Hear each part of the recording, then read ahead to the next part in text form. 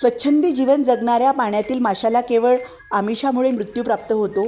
पारधी मासा पकडण्यासाठी पाण्यात प्रथम माशाला खाण्यासाठी काहीतरी रसरशीत अन्न टाकतो.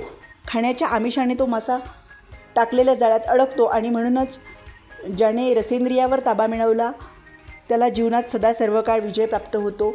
जीवनात मिळणारी एखादी गोष्ट स्वीकारताना त्यामागील कार्यकारण भाव समजून घ्यायला हवा. एखादे आमिष हे व्यक्तीला पराजित करू शकते. जसे माशाचे झाले. स्वतःच्या स्वार्थासाठी खूप लोक इतरांना आमिष दाखवून फसवतात. आपल्याला ही गोष्ट ओळखता आली पाहिजे. विद्यार्थ्यांनी आपल्या जीवनात यश संपादन करण्यासाठी जिद्द, चिकाटी, प्रामाणिकपणे आणि नियमित अभ्यास यातून यशाचे शिखर गाठावे. क्षणिक सुखासाठी कोणत्याही गोष्टीच्या मोहाला बळी पडू नये. माशाला पाण्यातील प्राणवायू ग्रहण करण्याची कला अवगत आहे. माशाप्रमाणे मनुष्यानेही भवसागरात विहार करत उपयुक्त गोष्टींचा अंगीकार करून व्यर्थ गोष्टीचा त्याग करावा.